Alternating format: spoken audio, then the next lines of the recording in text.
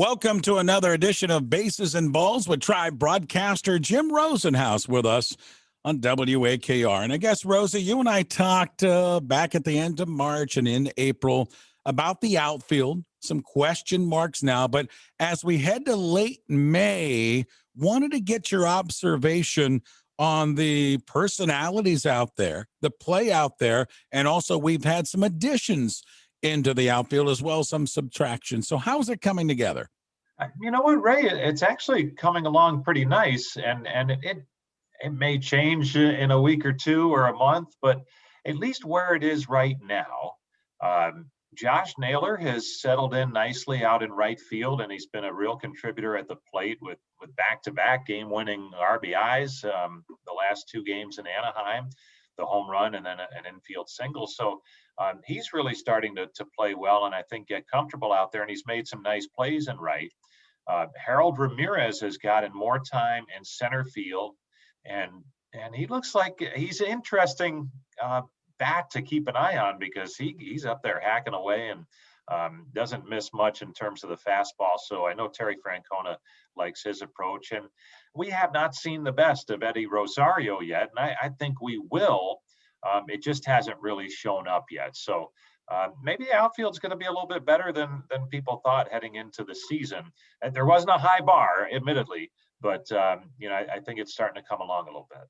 Let's talk a little bit more about Harold Ramirez. This was kind of an under-the-radar guy that was signed late, but did have a little bit of success in previous contributions in Major League Baseball. And I've been impressed with a young fella. Talk to us a little bit about him. You know, Ray, it's one of those things where you're right. He did kind of slip under the radar, and here's what happens. And I think you see this throughout baseball right now for the era that we're in. He was coming off a 2019 season where he was getting a lot of playing time in center and had a good year for the Marlins. And then last year, he was the opening day center fielder batting cleanup for the Marlins and was one of many on that ball club that had COVID issues. So that, for a month or so, that messed him up. And then he had another injury too. So he barely played last year. And apparently wasn't in their plans this year because they put him on waivers, and that's how the Indians got him. And they have a need. The Indians have a need. Now, he's not going to play every day yet, but he's pushing for that, and he gives a little bit of power. Is he the best defensive center fielder? Probably not. But when he gets to the balls, he makes the catches and things like that. He takes good routes. He's just not your classic speed burner out there in center field. But there's some things there that I think are intriguing for Terry Francona to get him in the lineup a lot.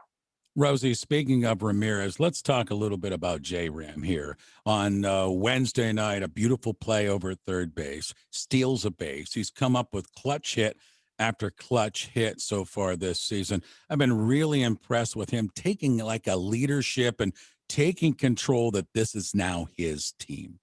Yeah, it's funny. You look at there's different stats depending on how far back you want to go, where he leads all of baseball in home runs going back to last season, and whether you started on September 3rd of last year, you can kind of set that up any way you want. So yeah, he's hitting home runs, but he does so much more. And the stolen bases on Wednesday night both came at key times. The last one set up the game-winning run. When he runs, he makes it.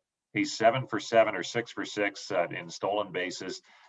He only tries to steal bases when it matters. There's no cheapies in there where he's just padding stats. He's going when the game's on the line because he thinks it'll help the team.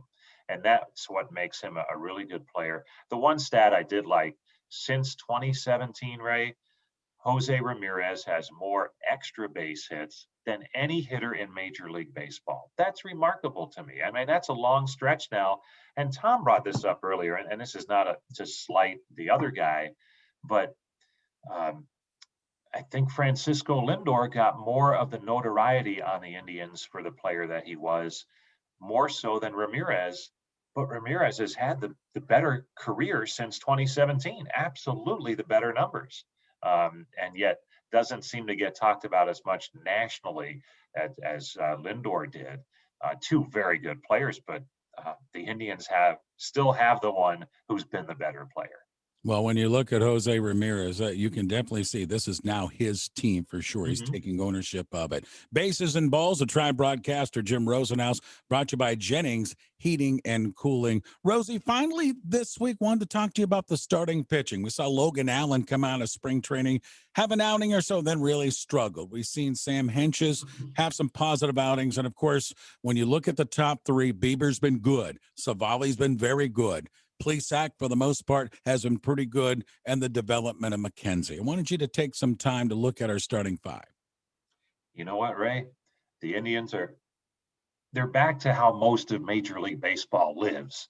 They used to have five starters, and you never worried about anyone in your rotation. And they might actually have 6 or 7 because there'd be a couple of pitchers waiting in the wings that were really good too. But that's not how it is for most teams in baseball. And so they're kind of back to, look, they have some good pieces, but the rotation as a whole, they have to manage around some younger pitchers who are finding their way. And there's some days where Tristan McKenzie goes out there and he's really good. And that can run from inning to inning where it goes good and then goes south on him. But that's a young pitcher with not a whole lot of innings in the minor leagues. And I think we saw Sam Hentges go through the same thing in his last start on Monday night.